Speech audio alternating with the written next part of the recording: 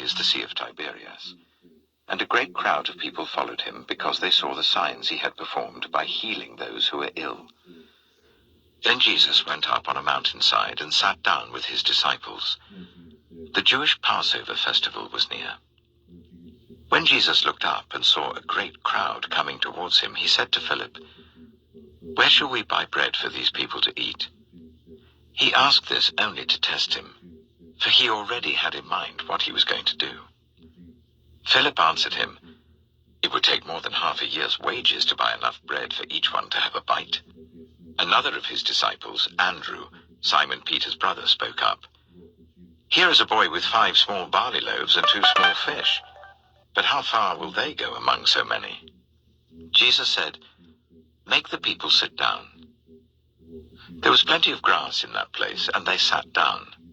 About 5,000 men were there.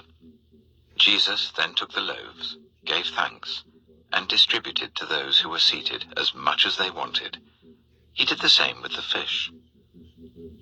When they had all had enough to eat, he said to his disciples, "Gather the pieces that are left over, let nothing be wasted." So they gathered them and filled 12 baskets with the pieces of the 5 barley loaves left over by those who had eaten.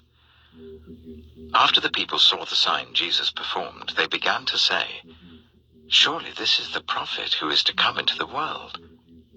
Jesus, knowing that they intended to come and make him king by force, withdrew again to a mountain by himself.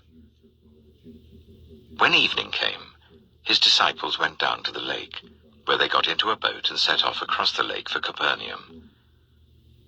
By now it was dark, and Jesus had not yet joined them. A strong wind was blowing, and the waters grew rough. When they had rowed about 3 or 4 miles, they saw Jesus approaching the boat, walking on the water, and they were frightened. But he said to them, "It is I, don't be afraid." Then they were willing to take him into the boat, and immediately the boat reached the shore where they were heading. The next day, the crowd that had stayed on the opposite shore of the lake realized that only one boat had been there, and that Jesus had not entered it with his disciples, but that they had gone away alone. Then some boats from Tiberias landed near the place where the people had eaten the bread after the Lord had given thanks. Once the crowd realized that neither Jesus nor his disciples were there, they got into the boats and went to Capernaum in search of Jesus.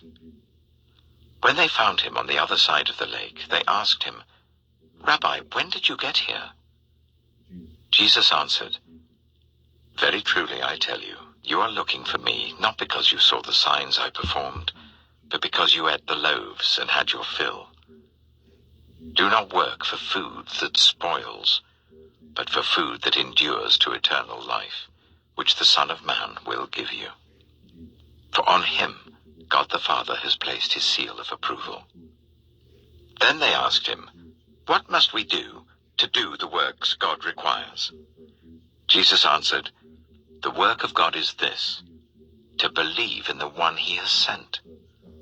So they asked him, "What sign then will you give that we may see it and believe you? What will you do?" "Our ancestors ate the manna in the wilderness. As it is written, he gave them bread from heaven to eat."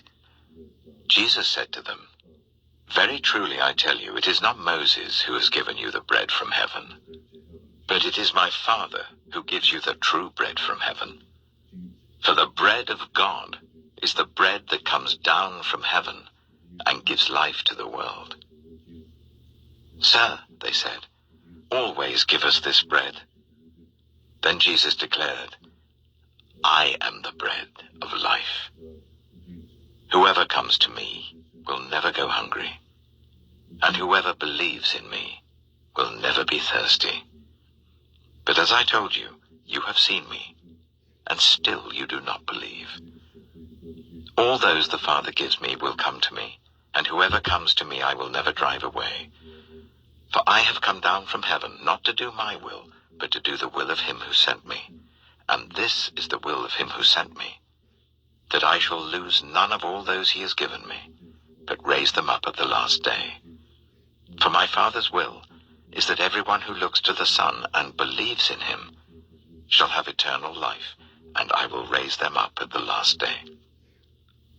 At this, the Jews there began to grumble about him because he said, "I am the bread that came down from heaven." They said, "Is not this Jesus, the son of Joseph, whose father and mother we know? How can he now say, 'I came down from heaven'?" "Stop grumbling among yourselves," Jesus answered. "No one can come to me unless the Father who sent me draws them, and I will raise them up at the last day. It is written in the prophets, 'They will all be taught by God.' Everyone who has heard the Father and learned from him comes to me. No one has seen the Father except the one who is from God. Only he has seen the Father. Very truly I tell you, the one who believes has eternal life. I am the bread of life. Your ancestors ate the manna in the wilderness, yet they died. But here is the bread that comes down from heaven, which anyone may eat and not die. I am the living bread that came down from heaven. Whoever eats this bread will live forever. This bread is my flesh, which I will give for the life of the world." Then the Jews began to argue sharply among themselves, "How can this man give us his flesh to eat?" Jesus said to them, "Very truly I tell you, unless you eat the flesh of the Son of Man and drink his blood, you have no life in you. Whoever eats my flesh and drinks my blood has eternal life, and I will raise them up at the last day. For my flesh is real food, and my blood is real drink. Whoever eats my flesh and drinks my blood remains in me, and I in them. Just as the living Father sent me, and I live because of the Father, so the one who feeds on me will live because of me. This is the bread that came down from heaven. Your ancestors ate manna and died, but whoever feeds on this bread will live forever." He said this while teaching in the synagogue in Capernaum. On hearing it, many of his disciples said, "This is a hard teaching. Who can accept it?" Aware that his disciples were grumbling about this, Jesus said to them, "Does this offend you? Then what if you see the Son of Man ascend to where he was before? The Spirit gives life, the flesh counts for nothing. The words I have spoken to you, they are full of the Spirit and life. Yet there are some of you who do not believe." For Jesus had known from the beginning which of them didn't believe and who would betray him. He went on to say, "This is why I told you that no one can come to me unless the Father has enabled them." From this time, many of his disciples turned back and no longer followed him. "You do not want to leave too, do you?" Jesus asked the 12. Simon Peter answered, "Lord, to whom shall we go? You have the words of eternal life. We have come to believe and to know that you are the Holy One of God." Then Jesus replied, "Have I not chosen you, the 12? Yet one of you is a devil." He meant Judas, the son of Simon Iscariot, who, though one of the 12, was later to betray him. John chapter 7. After this, Jesus went around in Galilee. He did not want to go about in Judea, because the Jewish leaders there were looking for a way to kill him. But when the Jewish festival of Tabernacles was near, Jesus' brothers said to him, "Leave Galilee and go to Judea, so that your disciples there may see the works you do. No one who wants to become a public figure acts in secret. Since you are doing these things, show yourself to the world." For even his own brothers didn't believe in him. Therefore Jesus told them, "My time is not yet here. For you, any time will do. The world cannot hate you, but it hates me because I testify that its works are evil. You go to the festival.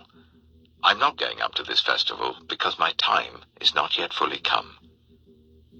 After he had said this, he stayed in Galilee. However, after his brothers had left for the festival, he went also, not publicly, but in secret. Now at the festival, the Jewish leaders were watching for Jesus and asking, "Where is he?" Among the crowds there was widespread whispering about him. Some said, "He is a good man."